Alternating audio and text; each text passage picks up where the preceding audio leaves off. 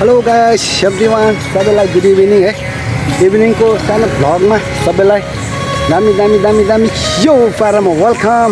फर्काउँदै हो साथीहरू होइन। यस्तै छ जिन्दगानी। अहिले त हेर्छौँ चान्टे चान्टे आएको छ अरे। कहाँ पारिबाट ल हिँड्नु न छिटो। उता जान्छ यता लाइट बालिरहेको छ। बाटो क्रस गर्ने क्रममा हो।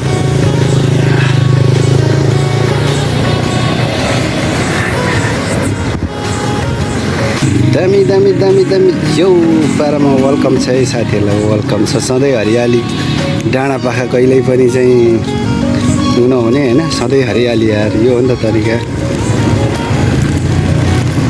गर्मी चाहिँ सधैँ गर्मी हुने होइन, तर हरियाली चाहिँ एकदमै नाइस। सो गाइस छैन पार्कको बाटो हिँड्दा कसो होला सोल्टा राजा? सो नाइस गाइस यार, भ्यू यार सधैँ हरियाली यार। कुन हिउँद कुन बर्खा कुन चैत केही पनि मैले थाहा पाइनँ। बसेको 1 इयर भयो होइन साथीहरू। हुन त अब युरोप जस्तो कन्ट्री त जान सकिएन। हाल फ्रम मलेसियाबाट होइन साथीहरू। मलेसियाको पनि राजधानीबाट समथिङ 1 आवर सेरेम्बान सम्मिलन नगरीको चाहिँ म सानो पार्कमा आज सानो भिजिट भन्दा पनि थोरै छुट्टी भएको कारणले गर्दा घुम्दै आएको। अनि सो आँखाले जति देखिन्छ नि मोबाइलले त्यति कभर गर्न नसकिँदो रहेछ होइन साथीहरू। समथिङ यस्तै यस्तै हो। ऊ एकदम सो मेनी कुकुरहरू आइरहेछ यार। टोक्छ कि क्या यार सोल्डा यार।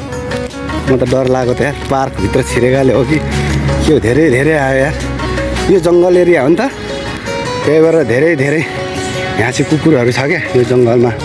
त्यही भएर हुन त राम्रो अनुशासित नै होला नि, मलाई थाहा भएन। धेरै छ। डर पनि लागेर आयो हेर्नु त। केही पनि धेरै पो छ त। यो जङ्गलभित्र बस्दाखेरि के यिनीहरू जङ्गली हो कि के हो भन्ने कुरो मलाई नै थाहा भएन कि कसो गरेर त। ल हेर्नुहोस् है साथीहरू, यस्तो लागिरहेछ भ्यू। सिरिम्बान धेरै कुकुरहरू छ क्या यहाँनिर। यो जङ्गलको छेउछाउमा उतापट्टिबाट चाहिँ खानेकुराहरू राखेर छ कि जङ्गली हो कि के हो यो। यिनीहरू त एकदम डराउनु पर्ने हुन्छ कि हामी।